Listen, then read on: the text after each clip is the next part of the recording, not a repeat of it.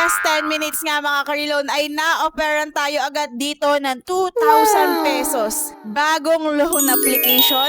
Kaka-release lang nito noong May 2026. At meron na nga 10,000 na nakakapag-downloads nito mga karilon. At eto nga 2,000 na to mga karilon ay approve ba sa akin? Rejected ba ako? Recommended ba itong loan application na to? So, kung curious ka karilon sa naging resulta, huwag ka nang umalis dyan, samahan mo ako hanggang dulo. Welcome back nga again sa ating YouTube channel! Charot. Ayan, kumusta mga karilon? Another day, syempre, another bagong loan application na naman nga ang kikilalanin natin kung ito ba ay makakatulong sa atin o hindi. At eto ngang loan application na to mga karilon ay may pangalang Pintrix Book Expense Tracker. So kung iisipin natin ulit, parang hindi naman siya loan app kasi tracker na naman yung nakalagay. Pero kapag binuksan mo to, loan application to. So sa mga nakakita na dyan kay Pintrix, nasubukan nyo na ba to? At kung hindi nyo pa nasusubukan at gusto nyo subukan, panoorin nyo ko. Tingnan natin kung gugustuhin nyo pa ba siyang subukan. Charot! And disclaimer lang mga karilon, itong video natin ay for educational purposes lamang at pag-share ng aking experience habang ako ay nag-a-apply dito. Walang filter. At hindi po tayo sponsored, hindi rin po tayo nagpo-promote ng kahit na anumang loan application. Hindi ko po ginagawa yung video ko para kayo ay mangutang dito. Ginagawa ko po ito para may guide na kayo kung gusto nyo pa ba talagang ituloy ito o hindi. Anyway, sa dulo, kayo pa rin naman ang masusunod kung gusto nyo itong i-download o hindi. At kung gusto nyo makinig sa akin o hindi. Basta ako mga karilon, ayoko ng may taong nababaon sa utang. Kaya, think wisely. Pag-isipang mabuti kung gusto ba talagang mangutang o hindi. Eto ang loan application na to mga karilon, ayan si Pintrix Book. Naka-under siya kay I Love Nursery. At pagkatapos nga ay meron na siyang 4.8 na stars. Wow, medyo mataas at 1K reviews. So ilang buwan pa lang ito, May, June, July, August. So 3 months, ganyan nakadami, no? Syempre, i-download na natin yan agad.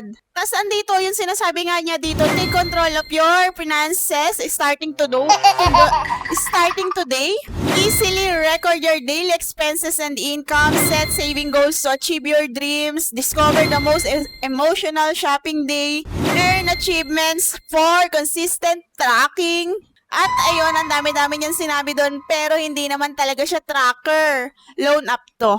Ayan, pagka-download natin, ang bubulaga na nga sa atin, syempre, privacy policy. At mag-next lang tayo dyan. After nun ay permissions declaration na next na ulit natin yan. At eto na nga, ang unang bubunga din dito sa atin sa pinaka-ano ng loan application na to, questionnaire. Alam nyo, marami na tayong na-review na mga questionnaire yung nauuna at talagang hindi magaganda experience ko sa ganito. Taas kamay ng mga agree dyan. Char, ayan, eto ang kanyang unang tanong. Are there any overdue payments within 6 months? What is your longest overdue period?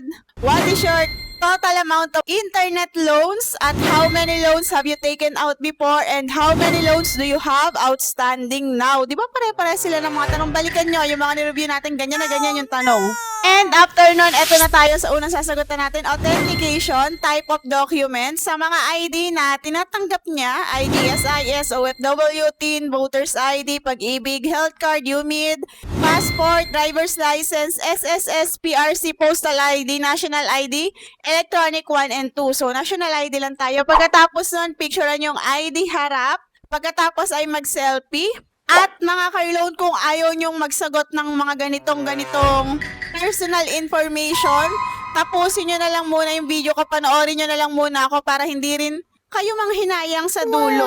Or hindi kayo makapag-share agad ng info ninyo. Ako na lang muna, ayan. Pagkatapos nun, ID confirmation, titingnan lang kung tama yung pangalan ninyo, tsaka ID number, then confirm na natin yan kung tama naman. At next nga doon ay personal information. Meron diyang gender, email, birthday, education level, marital status, number of children. Tapos, employment information, employment status, monthly income, work experience, industry, tsaka current address. So, dito sa employment status nila, pwedeng part-time ka lang, pwede kang self-employed, pwede kang retired, and pwede kang unemployed. So, unemployed yung nilagay ko dyan, pero na-operan niya pa rin naman ako ng 2,000 pesos nga kagaya ng sinabi ko sa inyo kanina. Pagkatapos nun ay yung emergency contacts na dalawa yung hihingi niya sa atin dito at hindi naman ito nagdadirect sa ating contacts. After nun ay bank account na meron siyang e-wallet dyan. Pwede sa e-wallet ay PayMaya, GCash at saka GrabPay. So, GCash lang tayo. Confirm na natin yan. Lalabas dito, confirm payment information. Confirm lang natin ulit yan. At ayan, authentication successful na. Naglalag. Then, the credit limit has been activated na daw. I-confirm na natin yan. At pagka-confirm ko nga nito, akala ko lalabas na kung magkano ipapautang niya sa atin. Then, yung mga terms, ayan. Pero laking gulat ko mga ka-reloan, pagkatapos nun ay eto na agad. The loan application has been submitted. So, auto-submitted na naman ito. Hindi mo pa alam kung magkano yung ipapautang niya sa'yo pero nakapag-submit na siya. And luckily, 2,000 pesos lang po yung in-auto-submit niya sa akin na loan. You have requested 1 products kahit wala pa naman. The total amount is 2,000 pesos. At yan, pare-para sila ng sinasabi. Balikan nyo yung mga dati nating nare-review. Ayan. Siyempre, wala naman na tayong magagawa dyan. I-confirm na natin. Tingnan na lang natin kung ito ba ay ma-approve or ma-reject. Kasi itong pag-apply natin dito ay hindi naman din automatic na approve. I-scan, parang ganyan ang tawag doon. Parang i-review din naman muna. Kaya lang nga, nakakatakot din talaga yung auto-submitted. Kasi baka mamaya, sobrang taas ng i-submit nito, di ba? Tapos bigla ka na-approve. Tapos hindi mo alam kung kailan yung terms or ano yung terms niya. Nakakatakot yung mga ganyang loan application. Siyempre, ayan, confirm na natin. Pagkatapos nun ay nanghihingi agad ng feedbacks. Siyempre, later na lang yan. Siguro kaya marami siyang feedbacks. Ayan, ganyan ang nangyayari. At nakita na naman nga natin dito sa orders natin si QuickPes. Ha? Eh, di ba?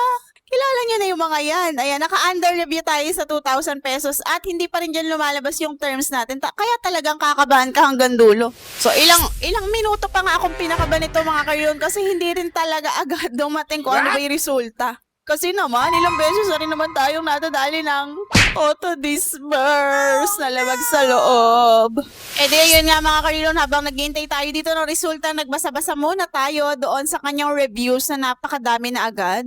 Marami ditong 5 stars, hindi ko alam kung bakit sila nag 5 stars. Sabi nila dito, the loan process is easy, ganyan-ganyan. Pero ayan, meron tayo ditong mga nakita na 1 star lang ang sabi niya.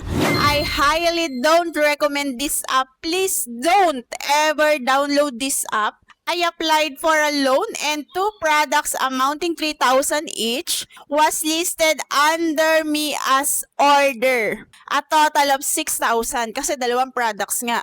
But I only received 1,800 on my GCash account. Nakita mo yun mga kailong 6,000 tapos 1,800 lang natanggap. I did also raise my concern to their customer service stating that maybe they had a glitch and was asking them to fix it. Now, I already fully paid 1 product amounting 3,000 but they are still insisting that I pay the other product that I didn't even receive for a loan for. My God, biluin mo yun, nagbayad na siya ng 3,000 pero 1,800 daw yun na-receive niya. Tas eto pa, I do not recommend this app. Once they show you credit limit, they proceed. They will disburse the amount without showing payment terms first. My credit limit was 12,000 and the amount disbursed was 7,200.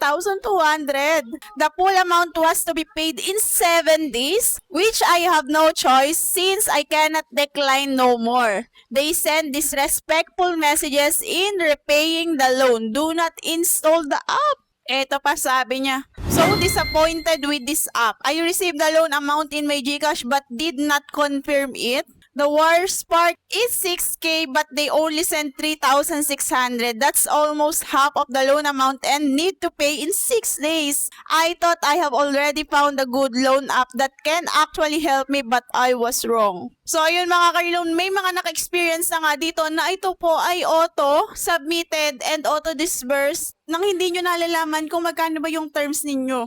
Kaya kung makikita nyo to or kung kilala nyo na at gusto nyo ba itong subukan, ngayon nyo sabihin sa comment section kung gusto nyo pa ring itry. Kasi ako mga karilo, natuwa ako nung talagang ako ay na-reject dito dahil hindi ko matatanggap na ito ay 6 to 7 days to pay lang at magkano kaya yung matatanggap ko kung na-approve yung 2,000 na yun? Baka naman 500 pesos lang, di ba? Pero 2,000 yung kailangan kong bayaran. Kagaya ng 12,705 lang. So, magkano yung natanggal, di ba? Grabe. So, hindi ko kakagatin yung ganitong loan application, pero nasa sa inyo pa rin naman yan, mga ka-reloan, kung gusto nyo ba itong subukan o hindi.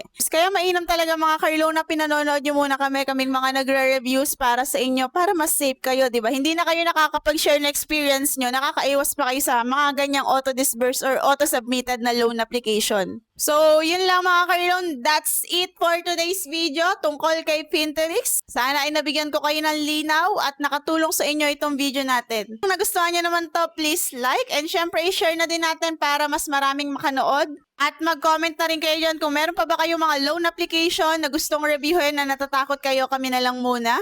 And kung gusto nyo pa ng mga ganitong honest review, real talks and warnings, please subscribe and hit the notification bell para lagi kayong updated sa mga uploads natin. Yun lang, mga ka-reloan, lagi tayong maging maingat.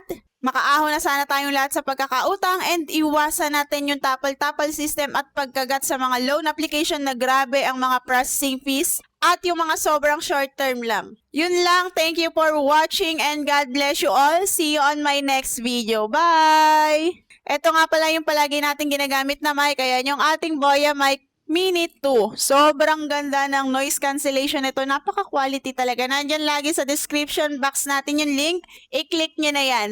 Bye!